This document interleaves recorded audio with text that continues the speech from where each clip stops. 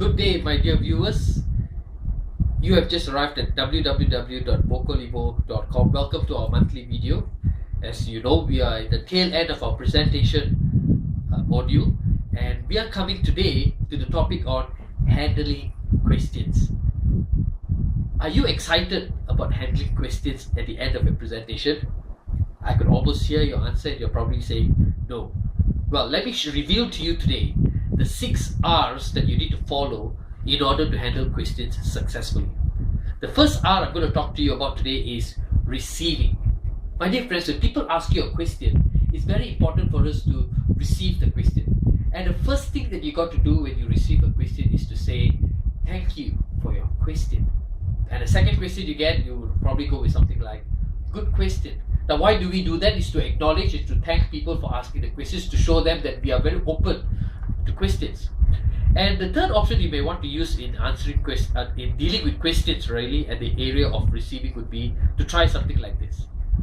Allow me to repeat your question. We say that to ensure that we have understood the question correctly before we actually answer that particular question. So the first R is receive. The second R is reflect. And this is very important, my dear friends, and that is to think before we answer the questions, to find out what is it that the questioner is trying to get at. To see from the perspective of the questioner is very important. And to decide at a pre-verbal level that we want to answer in an impartial way, in a way that is fair to both the questioner and also to you, the person who is answering the question. So that's the second R, reflect, to think before we answer.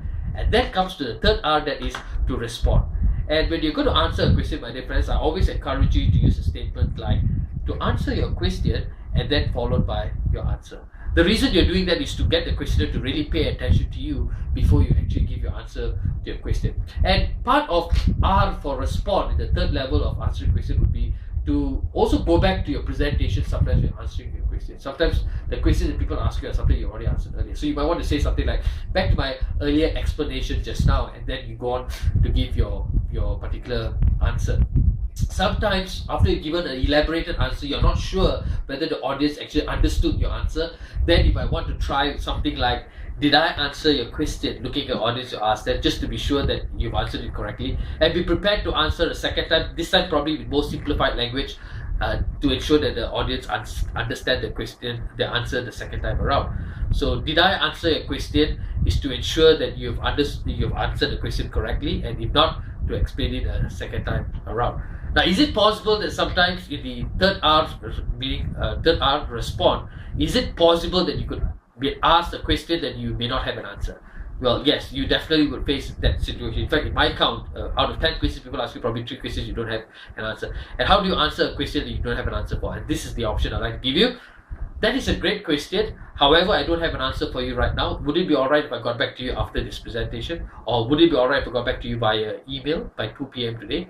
My dear friends, it's good to be honest if you don't have an answer, because sometimes questions ask questions of which they already have an answer. They want to just be sure whether you have the answer. So if you don't have it, try not to answer that question and defer it to a later time. So that's the 3 R. The first one is R for receive, second R is reflect, think before you speak, third one is respond. Let's move on to the fourth R. This fourth R is designed specially if you are not the one who's supposed to be answering the question. Maybe you have an expertise within your team who can answer that question, and therefore you actually have to refer the question to someone else. And I've seen people who do a really bad job at that, and just start looking around and pointing fingers at people, and then that person's looking surprised. So how do you professionally, fourth R, redirect the question to someone else? This is how you do it.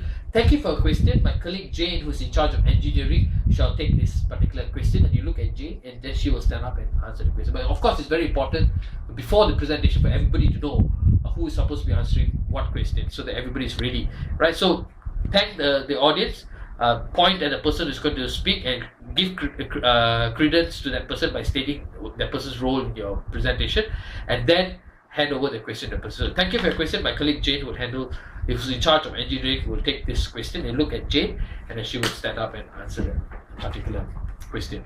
So that's the fourth R, which is redirect. Now, is it possible sometimes when audience asks you questions, the fourth R being refined, that we may need to refine a supposedly question that sounds more like a statement and turn it into a question? Example, the audience turns to you and says, you know what, we've tried many methods and it doesn't work, and sometimes it frustrates us.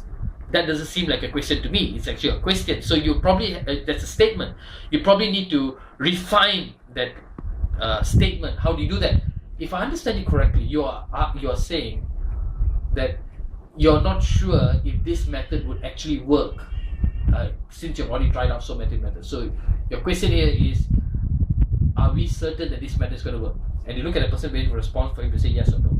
And then if he says yes, then you go on to answer that question, justifying why your methods are better. So in refining, you're really trying to find a question in a statement. Second option would be something like, specifically you want to know if this method really works. Am I right?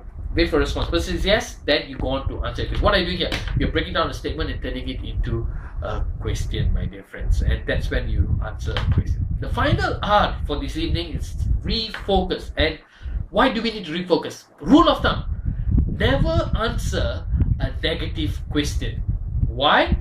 If you try to answer negative questions, most likely you would answer it the negative way. Check out some of our politicians who make the mistake all the time. Reporters ask a negative question and they end up answering in a negative way. So it's very important to turn the negative question into a positive response. Example, if your boss asks you at the end of the, are you telling us that due to poor planning you're not able to achieve your target for your department? And what do you do at that point? You have to turn that into a positive response. There are certainly areas for improvement in our planning process. That's how you answer, my dear friends. What did I just do? I turned the word poor planning into areas for improvement, thereby turning a negative question into a positive response. And by doing so, my dear friends, the chances of you answering it in a positive way is much greater. So that's the last R, which is refocus. So let me quickly recap the 6 R's of handling questions that you've learned this evening, and that is R for receive, thank the audience before you answer the question. Reflect, think before you give an answer. Try to be impartial, try to look from the perspective of the audience. And the third R is to respond. Responding is to answer your question, or going back to your earlier presentation, checking if the audience actually understands by saying, did I answer your question? And the fourth R is to redirect the question to some other team member who is an expert in that area. Refine is to find a question within the statement and then answer it. And of course, refocus is to turn a negative question into a positive response. Wow, Q&A session, so easy one. So my dear friends, I encourage you to try out the 6 R's in the next Q&A session. I'm pretty sure people at the end of the presentation will say, wow, you were totally professional in handling the presentation just now. All the best to you.